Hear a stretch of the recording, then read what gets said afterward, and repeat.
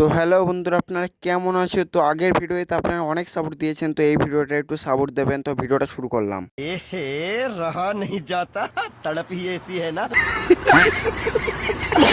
Hello বন্ধুরা, আপনারা কেমন আছেন? নতুন একটা মিনি ব্লগে আপনাদের স্বাগত। তো আমি স্টেবল অফিসিয়াল।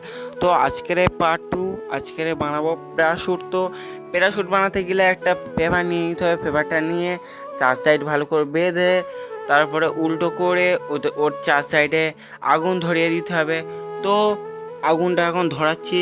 কাগজের প্যারাশুট রাত্রেবেলা ধরাতে হয়, তো আমরা সকালবেলা ধরাচ্ছি, কি হয় দেখি। তো ধরে উঠলো না, তাই আমরা ভাবলাম বড়টা প্যারাশুট তৈরি করব। তার জন্য একটা বড় দেখে প্লাস্টিক নিয়ে চলে আসলাম। দুটো লাঠি এনে দু সাইডে দিয়ে ভালো করে গুজে দিয়ে লাইন করে ভালো করে বাঁধছিলাম।